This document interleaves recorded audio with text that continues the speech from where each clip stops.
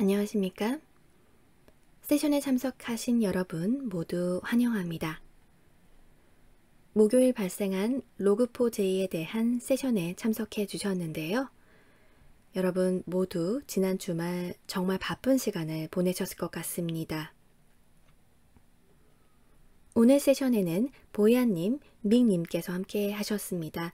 연사님 소개에 너무 많은 시간을 쓰지는 않도록 하겠습니다. 지난 주말 어떤 교훈이나 시사점이 있었는지 공유를 해주시면 감사하겠습니다. 그러면 보야님부터 발표를 시작해 주시면 감사하겠습니다. 네, 감사합니다.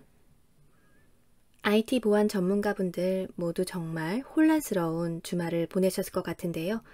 오늘 저는 지난주에 발표된 취약점에 대해서 살펴보고 그 작동 방식과 익스플로잇에 대한 기술적인 세부 사항에 대해서 공유드리겠습니다. 또 방어 메커니즘과 이 취약점에서 흥미로운 사항에 대해서 말씀드리겠습니다. 지난 며칠 동안 로그4j 취약점에 대한 보안 피드가 넘쳐났었는데요. 이 취약점은 원래 알리바바의 연구원이 최초로 보고한 것입니다. 나중에 CVE 2021-44228이라는 번호가 부여되었습니다.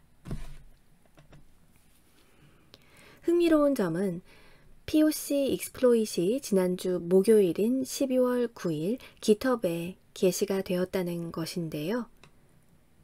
저희 센즈에서는 그 직후부터 최초 공격 시도들을 발견할 수가 있었습니다. 그런데 지난 며칠간 클라우드 플레어를 비롯한 많은 회사에서 12월 1일부터 첫 공격이 발생하였다라고 보고를 했습니다. 즉, POC가 릴리즈 되기도 전에 익스플로잇이 시작되었다는 것입니다. 그럼 지금부터 이 취약점이 무엇이고 실제로 어떻게 익스플로잇 되는지 살펴보겠습니다. 이 취약점은 로그4j 라이브러리 버전 2.0 베타 9에서 최초로 발생했습니다. 많은 자바 개발자들이 로깅에 사용하는 라이브러리인데요. 현재 이 라이브러리는 두 버전이 있습니다. 버전 1, 버전 2가 있습니다.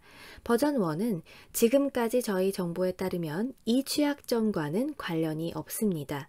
버전 1에는 다른 취약점이 있지만 이 취약점만큼 치명적이지는 않습니다. 이 부분은 나중에 말씀드리고요. 문제가 되는 것은 바로 로그4j 버전 2에 대한 취약점입니다.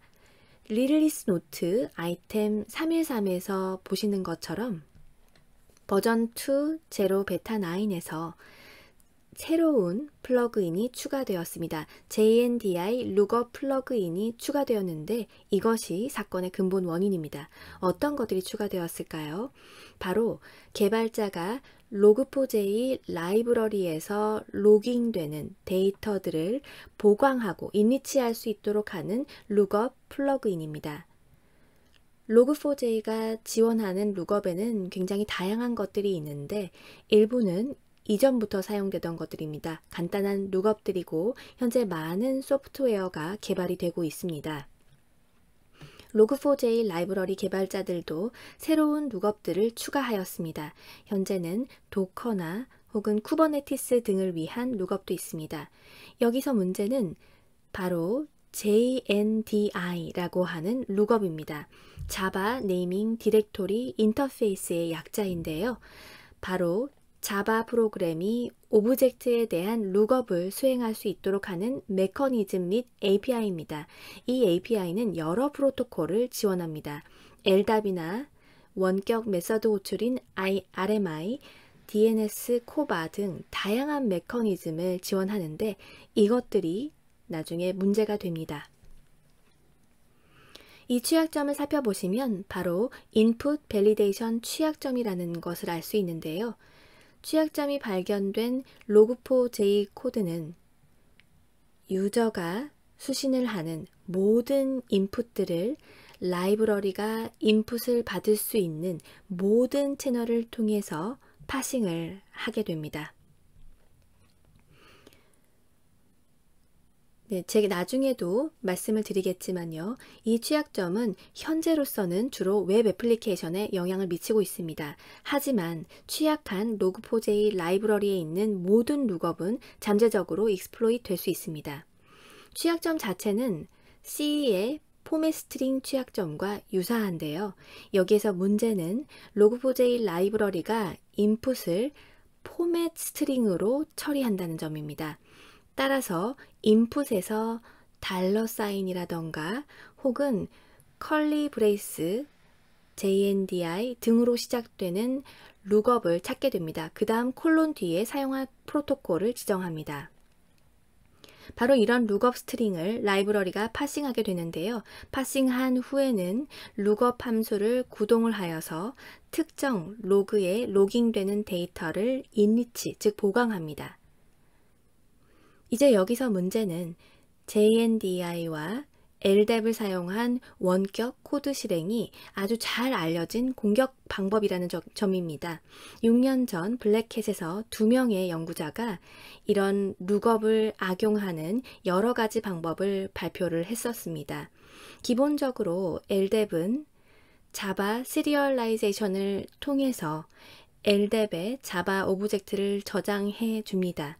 이해하기는 힘들지만 어쨌든 많은 애플리케이션에서 이렇게 사용을 하고 있습니다. 혹은 오브젝트가 너무 큰 경우 레퍼런스를 사용을 하여서 해당 오브젝트를 다른 서버에 저장할 수도 있습니다. 여기에서 문제는 바로 자바 애플리케이션이 LDAP 오브젝트를 패치하려고 할 때 데이터 생성을 위해서 실행해야 할 오브젝트가 있는 경우 그냥 그 코드를 실행해 버린다는 점입니다. 이렇게 되면 원격 코드 실행이 되고 익스플로잇이 아주 쉬워집니다. 이미 6년 전에 연구자들이 발표한 내용이고요. 익스플로잇 메커니즘은 아주 잘 알려져 있습니다. 그럼 지금부터 이것이 어떻게 작동하고 익스플로잇 되는지 살펴보겠습니다. 공격자는 이 취약점을 익스플로이트하기 위해서 자신의 서버로 향하는 룩업을 제출해야 합니다. 두 가지 예시가 나와 있는데요. 하나는 LDAP을 사용하고 있고 두 번째는 RMI를 사용합니다. 이 두 가지 경우에서 취약한 로그4j 라이브러리를 사용하는 애플리케이션이 이 스트링을 확인을 하게 되면 내용과 상관없이 파싱을 하게 됩니다. 그리고 attacker.com PC TCP 포트 1234에서 구동 중인 LDAP 서버에 컨택을 하게 됩니다. 그러면 이 룩업은 엔트리를 리졸브하기 위해서 오브젝트를 패치하게 됩니다. 우측 하단을 보시면 이번에 전송된 LDAP 쿼리가 있는데요. 바로 와이어샤크로 파싱이 된 것입니다. 실제 익스플로이트 중에서 네트워크에서 발생한 트래픽입니다. 공격자가 이 LDAP 리퀘스트를 받으면 두 가지를 할 수 있습니다.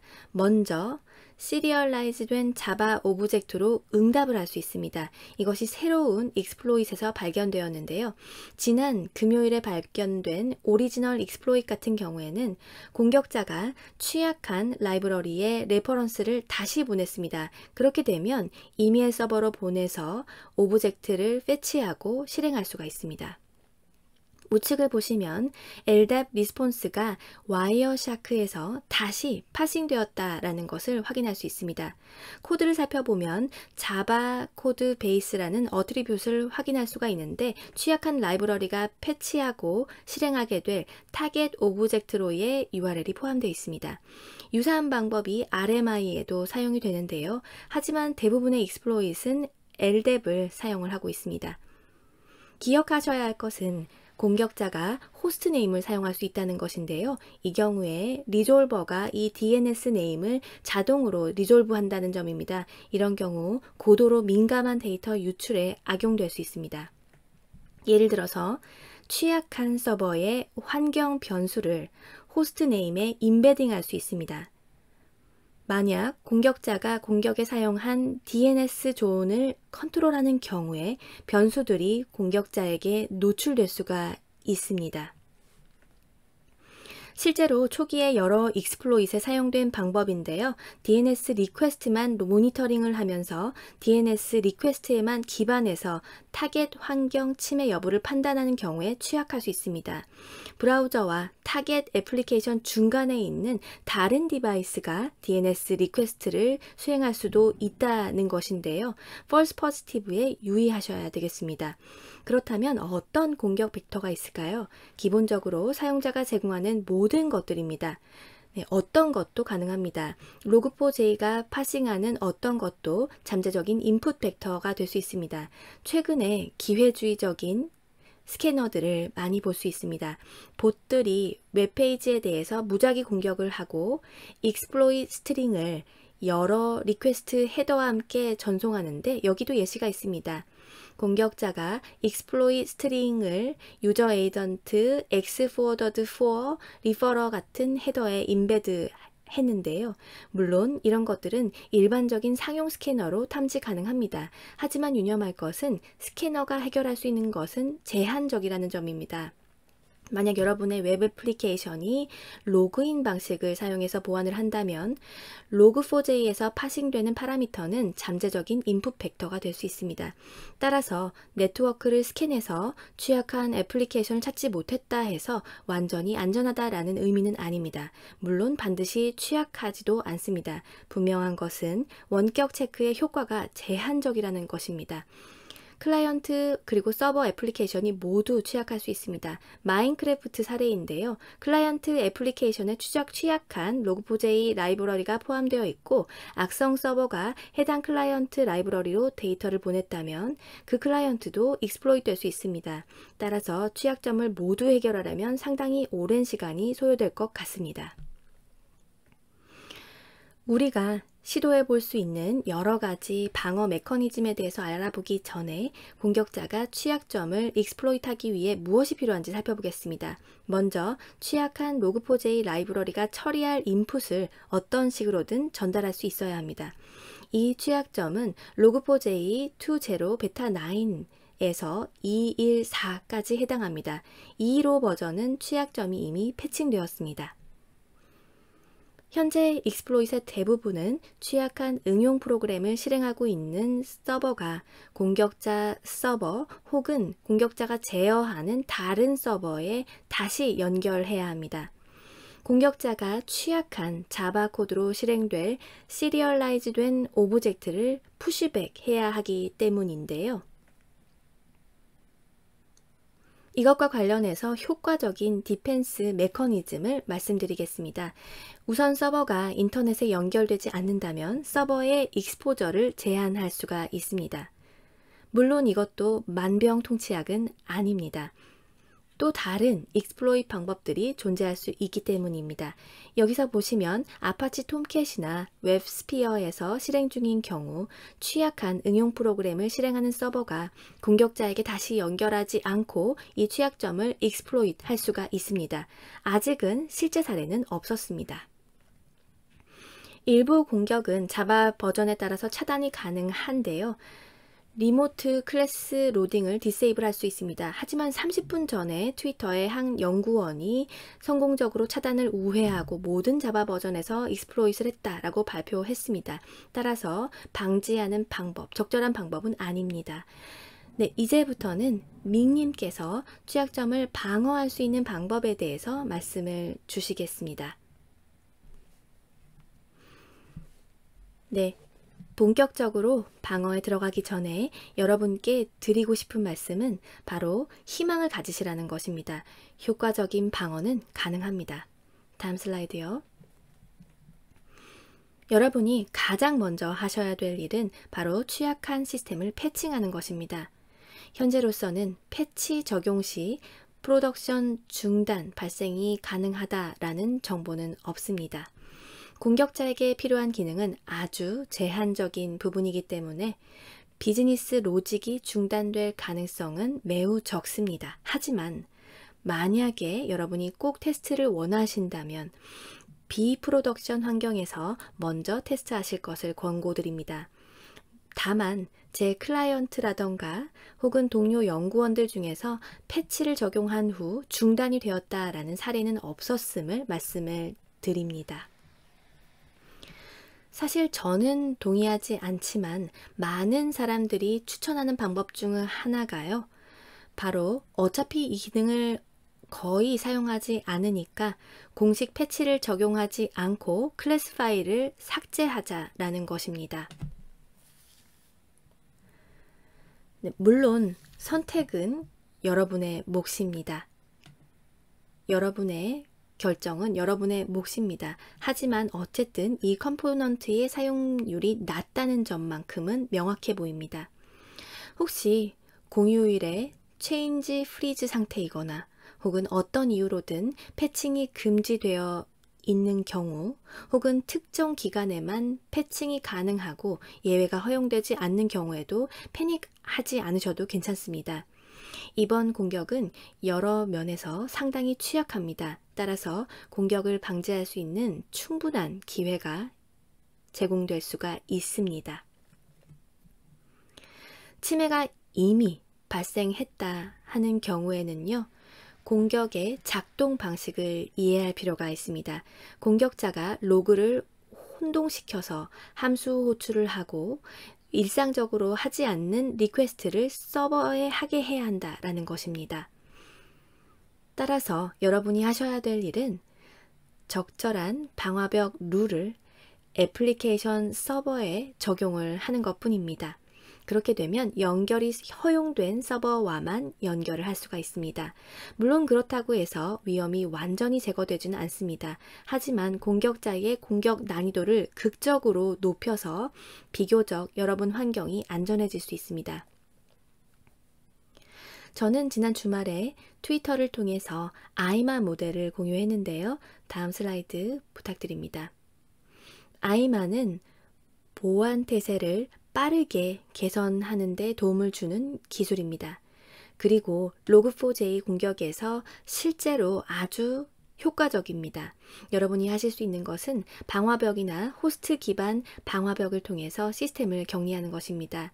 또 응용 프로그램이 최소 권한으로 실행되도록 하는 것인데 이것은 항상 필요합니다. 그렇게 되면 공격자가 여러분 환경에 들어온다 하더라도 핵심 인프라에 침투할 수가 없습니다. 제한적인 영역에서만 실행됩니다. 가상화도 정말 중요한데요. 알려진 정상 상태로 빠르게 되돌릴 수 있다는 것은 정말 멋진 일입니다. 그 다음은 모니터링인데요. 이번 공격에서 공격자가 익스플로잇 다음 단계에서 사용하는 여러 기법들이 상당히 노이즈가 심하다라고 강조드리고 싶습니다. 모니터링 기술은 잠시 후에 말씀을 드릴 거고요. 또 한 가지, 지금까지 액티브 디펜스를 하지 않고 계시다면 지금이라도 고려를 하시기 바랍니다. 하지만 액티브 디펜스를 바로 시작하기는 힘듭니다. 굉장히 멋진 개념이고 필수적이기 때문에 바로 시작하시고 싶겠지만 먼저 기본을 충족시켜야 합니다. 가장 기본적인 것은 패치입니다. 방화벽 구성을 엄격하게 제한할 수 없는 경우 패치가 필요합니다. 네, 여러분께 희망을 드리자면 바로 공격 지표입니다. 아무리 숙련된 공격자도 분명 호스트와 장치에 흔적을 남깁니다. 특히 눈여겨볼 것은 바로 CPU 스파이크인데요. 많은 기회주의적인 공격에서 코인 채굴기가 사용되고 있습니다. 따라서 머신의 CPU 스파이크가 발견이 된다면 공격을 의심해 볼 수가 있습니다. 또 한 가지는 지금까지 많은 조직에서 서버에만 집중해 왔다라는 것인데요. 물론 당연히 서버는 중요합니다. 하지만 아시다시피 자바는 너무나 많은 장치에서 실행이 됩니다. 오라클에 따르면 자바는 전 세계 30억 개 이상의 장치에서 구동되고 있습니다. 따라서 전통적인 서버만 살펴보아서는 안 될 것입니다. IoT 장치나 기타 소규모 네트워크 장비도 살펴보아야 합니다. 여러 각도에서 접근할 필요가 있다라는 말씀을 드리고 싶습니다. 호스트에서 최고의 탐지 방법은 미인가 컨피겨레이션 변경을 살펴보는 것입니다. 저는 컨픽 매니지먼트를 좋아하지 않습니다. 너무 지루하기 때문인데요. 하지만 컨픽 매니지먼트는 너무나 중요합니다. 미인가 변경이나 허용 범위를 벗어난 변경이 있다면 반드시 트라이하지 해야 할 것입니다. 현재 많은 공격자들은 상대적으로 숙련도가 낮다라는 것을 알 수가 있는데요. 시스템에 상당히 요란한 변화를 일으키고 있습니다. 보안 태세를 약화시키고 있고요. 호스트 방화벽 규칙을 변경하는데 굉장히 공격이 미숙합니다. 이 점을 꼭 활용하시기 바랍니다. 네트워크 계층에서 가장 관찰 가능한 공격인데요. 어떤 지표를 확인할지만 알면 됩니다. 주목하셔야 할 것은 바로 앱 서버입니다. log4j에 대한 노드를 실행하는 시스템들입니다. 따라서 비정상적인 네트워크 커넥션을 눈여겨보시기 바랍니다. 컴퓨터는 아주 단조로운 기계입니다. 어떤 대상과 통신을 할지 이미 결정이 되어 있습니다. 만약에 회계부서의 밥이 갑자기 리서치 서버와 연결을 한다면 의심을 해야 합니다. 이런 경우 밥이 아니라 공격자가 될 수 있습니다.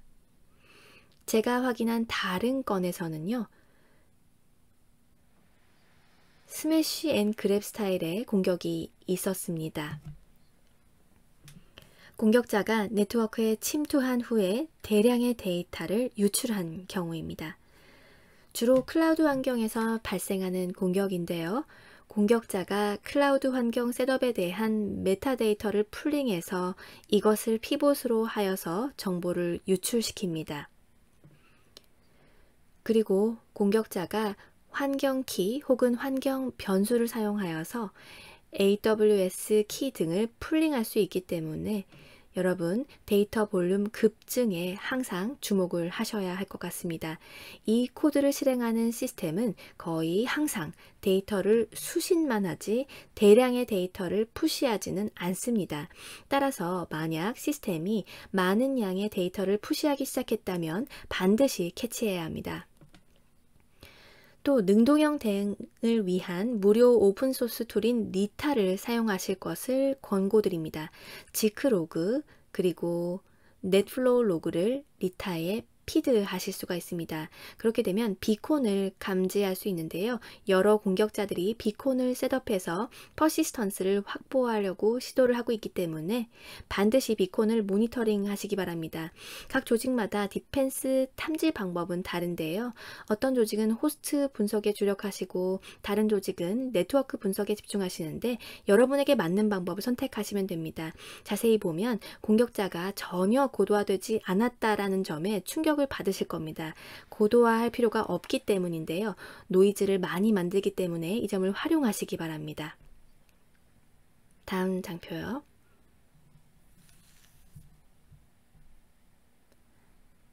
네, 마지막 장표였습니다. 네, 감사합니다. 네, 제 화면으로 전환해 주시면 감사하겠습니다. 네, 지금부터는 최근의 취약점을 공략해서 허니팟에 대한 어떤 공격들이 발생했는지 말씀드리겠습니다. 좌측을 보시면 전 세계 몇백 개의 허니팟이 있는데요. 상당히 단순한 API를 제공합니다. 여기에서 기본적으로 허니팟이 받는 모든 리퀘스트를 요청할 수가 있습니다. 스트링 JNDI도 마찬가지입니다. 이제 URL 또는 유저 에이전트로 이 작업을 수행할 수 있습니다.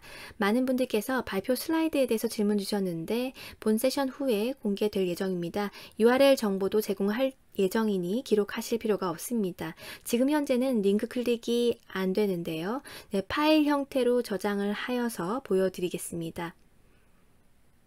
추후에 공유드릴 파일에서 해당 데이터를 확인해 주시면 되겠습니다. 네, 여기 파일 네임이 있고요.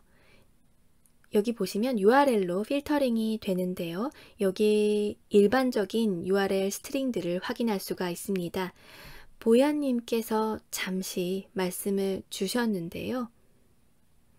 네, 공격자가 이런 여러 스트링을 여러 필드에 전송을 하게 됩니다. 유저 에이전트가 URL 등을 보내는 것이 일반적인데 일부 공격에서는 DNS 변종을 익스플로이트하는 경우도 있습니다. 이런 공격들이 상당히 많이 늘어나고 있습니다.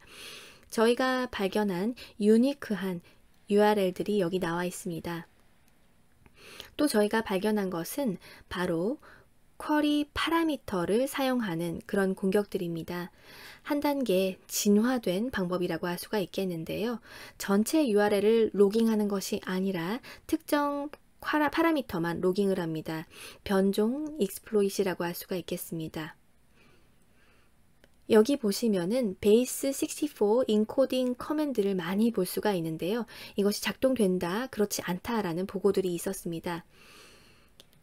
밍님께서 말씀하신 것처럼 패닉할 필요는 없습니다. 모든 익스플로잇이 다 큰 문제로 이어지는 것은 아닙니다. 불과 몇 시간 전에 영국의 프라이빗 클라우드 프로바이더였던 것 같은데 이 취약점을 사용한 랜섬웨어의 공격을 받아서 시스템이 다운되었다라고 보고를 하였습니다. 여기에서 스트링은 주로 HTTP 기반으로 전달이 되는데요. 하지만 로깅이 되는 이메일 서브젝트로도 전달이 될 수 있습니다. 좀 전에 채팅에서 어떤 분이 조크를 하셨습니다. exploit string이라는 유저네임을 쓰면 안 되겠다라는 말씀을 하셨는데요. 물론 log4j가 로깅을 하고 있다면 취약해질 수 있습니다. 이런 부분이 상당히 복잡한 부분입니다. 여기 URL들이 있는데요. 동일하게 시작되는 URL들이고요. 여기에 유저 에이전트를 호출하겠습니다. 쿼리를 입력을 하면 여기 역시 동일한 결과가 나옵니다. URL을 한번 확인해 주시고요. 이쪽을 살펴보시면 환경 변수 obfuscation이라고 할 수는 없고 lower 커맨드들입니다. 네, 공격자들 혹은 이 경우 연구자가 이렇게 하는 이유는 보야님이 말한 대로 false positive를 방지하기 위해서입니다. 이렇게 하게 되면 여기에서 전송이 되는 호스트네임과 log4j를 통해서 파싱이 된 호스트네임을 구분할 수 있기 때문입니다. 네, 이것도 변종 익스플로잇이라고 보시면 되겠습니다. 일부 DNS 룩업을 위해 카나리 토큰과 같은 서비스를 사용하시는데요. DNS 룩업만 수신할 수 있으면 본인이 취약한지 여부를 확인하실 수가 있습니다. 어떤 도메인도 상관이 없고요. DNS 서버 하나만 셋업해 주시면 됩니다. 그렇게 되면 모든 쿼리 로그를 쉽게 확인할 수가 있고요. 본인이 취약한지의 여부를 쉽게 확인할 수 있습니다. 또 바람직한 방법인지는 모르겠지만 제가 한번 시도해보고 싶은 것은요. 바로 환경 변수를 시스템상에 셋업하여서 이 환경 변수들이 DNS 로그에 확인되는지 살펴보는 것입니다. 그렇게 되면 취약점에 대한 추가적인 익스플로잇을 탐지할 수가 있습니다. 믹님께서 환경 변수에 대해서 말씀 주셨는데 많은 공격에서 환경 변수를 탈취하려고 시도합니다. 많은 분들이 API 키나 AWS 크리덴셜 같은 정보를 환경 변수에 저장하기 때문인데요. 이제 크리덴셜을 보관하는 더 좋은 방법을 찾아야 할 것 같습니다. 물론 크리덴셜을 환경 변수에 저장하는 것이 일반적인 방법이지만 공격자에게는 또 다른 공격 경로가 될 수 있습니다. 다시 말씀드리지만 URL은 추후에 슬라이드 노트에 포함해서 공유드리겠습니다. 네, 본 세션은 유튜브에서 다시 보기 하실 수가 있음을 말씀을 드립니다. 유튜브 댓글에 URL을 공유 드리도록 하겠고요. 그리고 지금 사용하는 슬라이드는 PDF 형식으로 공유 드리겠습니다. 네, 그럼 지금부터 질의응답 시간을 갖도록 하겠는데요. 제가 받은 질문 중에 하나는 바로 IoT 장비에 대한 것이었습니다. 자바 기반의 IoT 장비가 얼마나 위험한지, 그리고 현재 40억 개의 자바 기반 기기들이 모두 취약한지 질문 주셨습니다. 믹님. 네, 안타깝지만 상당히 위험합니다. IoT 장치의 문제는 대부분 보안 컴포넌트가 충분히 갖춰지지 않았다라는 것입니다. 센즈 강사인 론 해먼드는 이런 얘기를 했습니다. IoT에서 S는 시큐리티를 의미한다라고 했습니다. 사실 IoT에는 S가 들어가 있지 않죠. 어쨌든 IoT 디바이스가 자바 기반인 경우 제 고객들은 더 철저하게 방화벽 격리를 하고 벤더들에게 패치 여부를 확인하고 있습니다. 여러분이 ICS나 헬스케어 분야에 계시다면 아마 이미 분리된 랜으로 시스템을 보호하고 계실 것입니다. 만약 디바이스가 분리되어 있지 않다면 지금이라도 서둘러 분리하시기 바랍니다. 추가적으로 드리고 싶은 말씀은 여러 경우에 공격자들이 공격 기법을 다양한 인풋에 뿌린다라는 것입니다. 해당 시스템 자체는 취약하지 않은 것을 알면서도 취약한 다운스트림 리더나 파서에서 기회를 노리는 것입니다. 또 기억하셔야 될 것은 인터넷에 연결되어 있지 않다 해서 반드시 안전한 것은 아니라는 점입니다. 어떤 경우에는 공격 코드가 공개 웹페이지에 제출된 적이 있었는데요. 이 코드를 내부 그룹에서 분석을 했는데 이것이 기업 환경 내에서 실행된 바가 있었습니다. 네, 보야님 버전에 대한 질문이 올라왔습니다. 로그4j 1, 2, 그리고 2로 그리고 216이 릴리즈가 된 걸로 알고 있는데요. 네, 그 중에 버전 1은 이 취약점에는 취약하지 않습니다. 실제로 라이브러리 작성자는 버전 1에서는 모든 것을 스트링으로 취급하기 때문에 자바가 오브젝트를 실행할 수 없다라고 밝혔습니다. 이 때문에 많은 애플리케이션을 살릴 수가 있었는데요. 제가 취약하다라고 생각했던 여러 애플리케이션이 버전 1을 사용하고 있었습니다. 작성자들이 로그4j 라이브러리를 업데이트하지 않고 버전 1을 사용하고 있었는데 버전 1은 2015년 단종되었습니다. 라이브러리가 단순해서 굳이 변경할 필요가 없었던 것인데 그것 때문에 취약점을 피할 수 있었습니다. 일단은 버전 2만 취약합니다. 버전 2.0 베타 9부터 2.14까지 취약합니다. 2.15는 취약점이 수정되었습니다. 만약 여러분이 말씀드린 문제 버전을 운영하신다면 잠재적으로 취약합니다. 또 스캐너에 대한 질문도 있었는데요. 브로드캐스트에서도 제가 말씀을 드렸지만 원격 스캐닝은 한계가 있습니다. 원격 스캔은 악성 인풋이 로그4j 라이브러리가 처리할 파라미터에 제공이 된다라는 가정에 기반하기 때문입니다. 만약 그 전제가 성립되지 않는다면 취약성을 파악할 수 없습니다. 따라서 원격 스캔은 쉽지 않습니다. 하지만 로컬에서 취약점을 스캐닝해주는 스캐너들이 릴리스 되었는데요. 이런 로컬 스캔을 활용하시기 바랍니다. 취약점을 파악하기 위해서 자바 서버에 대한 로컬 스캔을 통해서 취약한 라이브러리 버전이 포함되어 있는지 확인할 수가 있습니다. 또 유념하실 것은 복잡한 디펜던시 문제가 있다라는 점인데요. 라이브러리가 플레인 파일이 아니라 다른 모듈과 번들링이 되어 있을 수 있습니다. 따라서 취약한 라이브러리가 있는지 로컬에서 꼼꼼하게 체크해야 합니다. 제 생각에는 스트링이 로깅되는 방식에 달려있는 것 같은데요.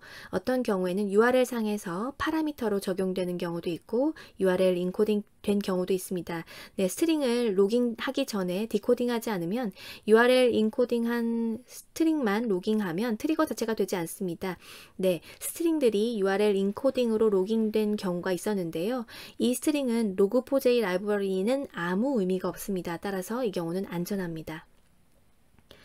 또 다른 질문이 있었는데 HTTP, HTTPS 관련 질문입니다. 이 두 가지로만 트리거 되는 것은 아닙니다. 노출되는 어떤 것도 가능한데요. 마인크래프트도 HTTP, HTTPS를 사용을 합니다.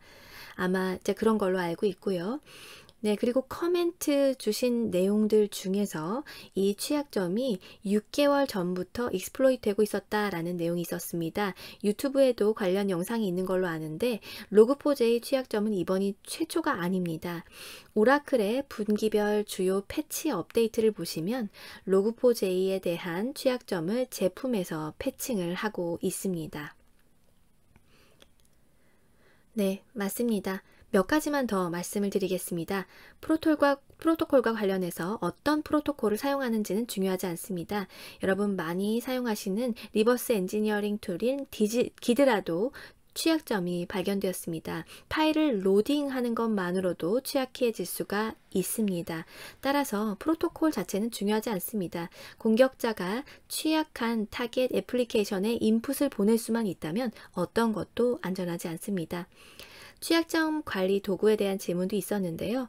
여러 벤더에서 로컬 체크를 시작한 것을 확인할 수가 있습니다.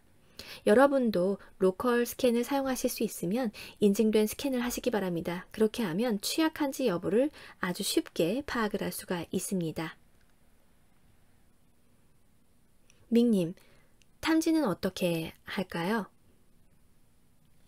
혹시 스노트 룰이라던가 수리카타 룰, 지크 등에서 릴리스한 것이 있을까요?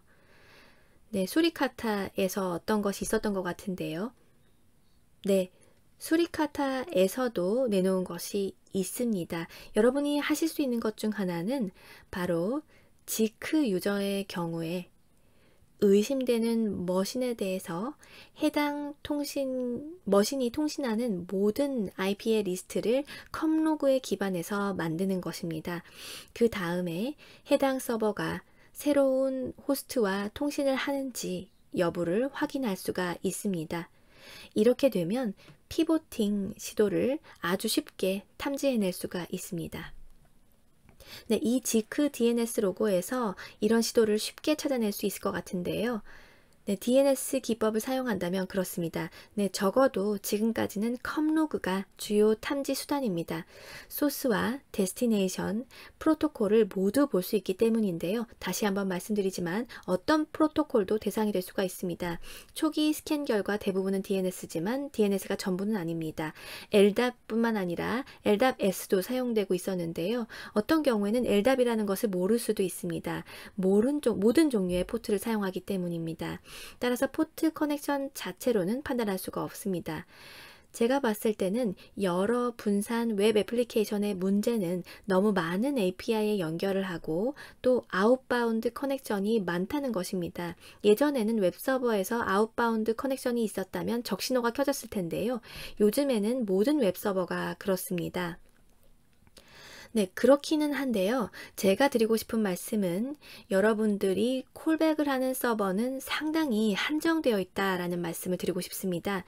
여러분의 비즈니스 파트너나 동료들일 것입니다. 머신 자체가 지루한 것은 아니지만 머신이 통신하는 서버 리스트를 보면 지루할 만큼 제한적입니다. 지루한 리스트에 새로운 호스트가 추가되었다라고 한다면 반드시 공격이라고 단정할 수는 없지만 저라면 조사할 것 같습니다. 네, 맞습니다. IP 주소가 자주 변경되지 않는다는 것도 활용할 수가 있습니다. 이전에 allow 리스팅을 시도했던 적이 있었는데요. 스태틱한 allow 리스트는 효과가 없었습니다. 모든 사람들이 이런 앱을 클라우드에 호스팅하고 있기 때문입니다. 그 경우에 IP 주소를 알 수가 없습니다. 상당히 흥미로운 지크 스크립트를 확인했는데요. IP 주소로의 아웃바운드 커넥션이 DNS 리스폰스로 회신되지 않은 경우입니다. 만약 누구가 IP 주소로 호스트에 연결을 한다면 여러 상황이 있을 수 있습니다. 물론 반드시 공격이라고 할 수는 없지만 이런 이례적인 DNS 리퀘스트를 파악할 수가 있는데 그런 경우 도움이 될 수가 있습니다. 혹시 시스코 제품에 대해서 들은 바가 있으실까요? 네, 시스코 제품 취약점에 대한 질문이 있었습니다. 시스코는 아직 취약 여부를 확인하고 있는 것 같습니다.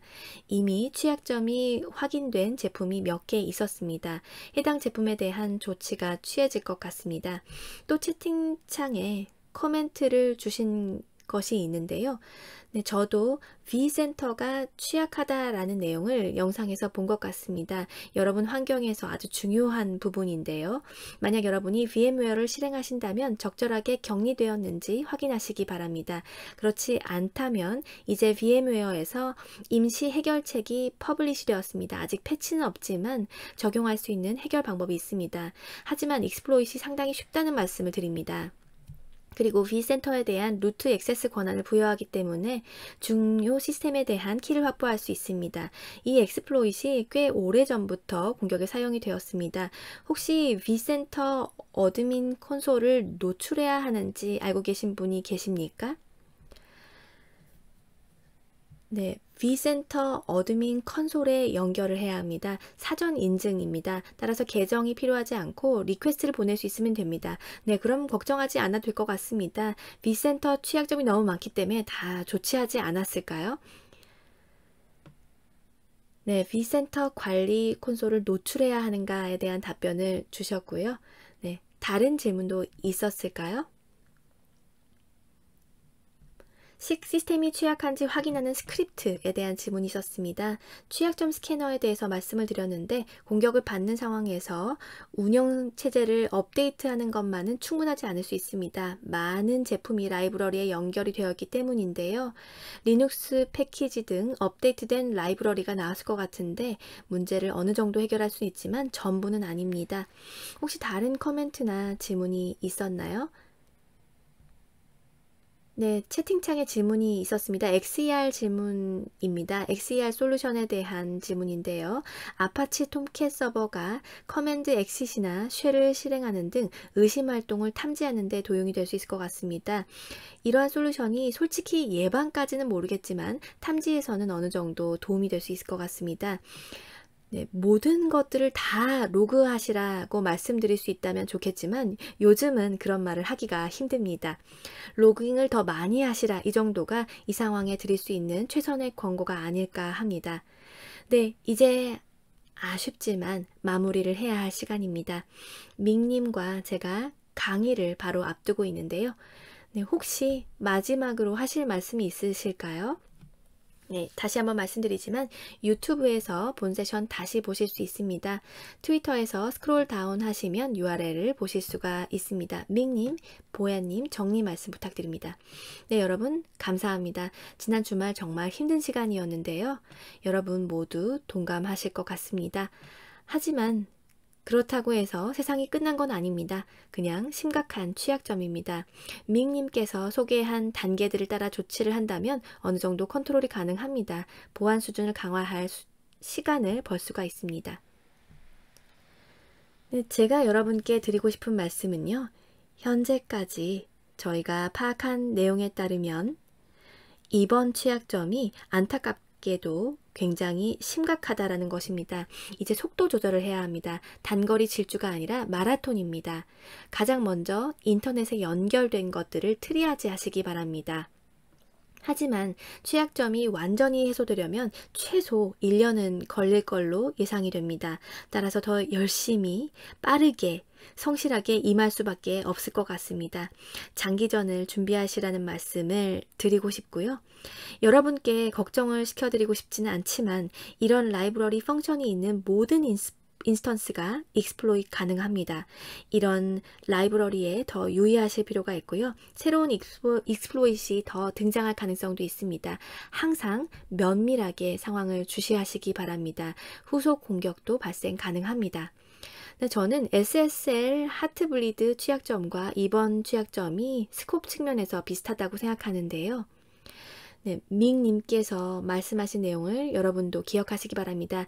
유사 공격이 있을 수 있기 때문에 log4j 라이브러리에 대한 기록을 보관하시기 바랍니다. 몇 달 후에 다시 패칭해야 할 수도 있습니다. 여러분 참석해 주셔서 감사합니다. 커멘트 감사드리고요. 본 영상은 다시 보기가 가능합니다. 연사님들 짧은 시간 내에 좋은 세션 준비해 주셔서 감사합니다. 감사합니다.